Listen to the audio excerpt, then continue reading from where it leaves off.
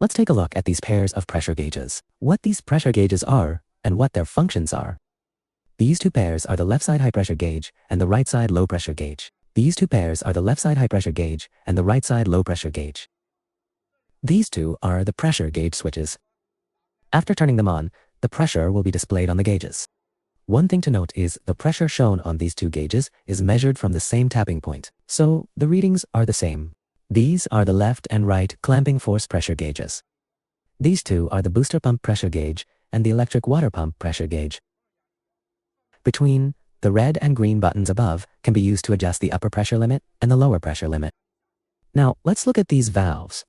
This is the main water inlet valve. This is the main air inlet valve. These two are the left side air water inlet valve and the right side air inlet valve. During operation, if you want to perform a water pressure test, open the main water inlet valve and close the main air inlet valve. If you want water from the left side, open the left inlet valve and vice versa. These two correspond to the right side pressure relief valves. Next, let's look at the operation buttons. This is the main power switch. Turn it to the right to power on. This is the timer start button. This is the timer. You can select the timing duration in seconds, minutes, or hours. This is the buzzer. To show how it works, I have set it for 10 seconds. Turn it on. When 10 seconds is reached, the buzzer will sound to indicate time is up. You can wait a moment. If you do not press this button, the buzzer will continue sounding. Press it once to stop it. Next, this is the oil pump stop button. This is the oil pump start button. During testing, all functions are powered by the oil pump. Therefore, after powering on, first thing to do is to press the oil pump start button. Then let's look at this button on the left side. This moves the piston frame forward. You can see it moving. The red button moves the piston backward, the one within the clamping jaw area. The two buttons on the right is to control the rack. Green button move rack forward, while red one move backwards. The two buttons in the middle control the clamping jaws, clamp and release the jaws. Green button is to clamps the jaws. Red button is to releases the clamping. One thing to note is, during clamping, you just need to press the green button once and it will stay clamped. To release the clamp, you need to hold down the red button continuously.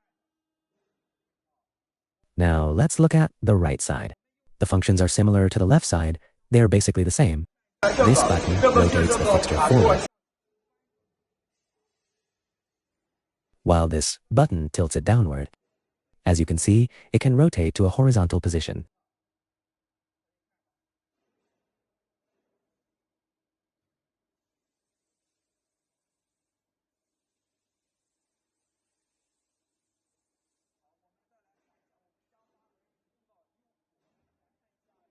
Now we move the valve from left to right.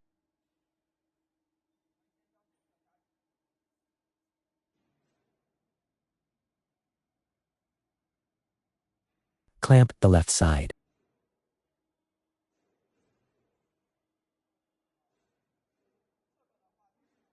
This button is to open the right jaws.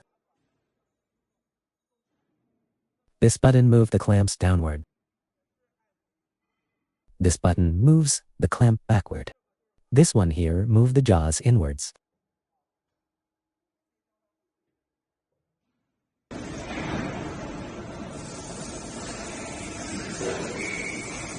Also, this button here is to increase pressure on the left jaws. This one is to increase pressure on the right jaws. Next, let's look at the computer system. The computer program allows us to perform tests on the valve. There are 4 different test functions: body strength test, left seal and right seal test. Finally, leakage detection. This is the test start button. After reaching the required pressure, press to start pressure holding. Press here to ends pressure holding. That completes the explanation.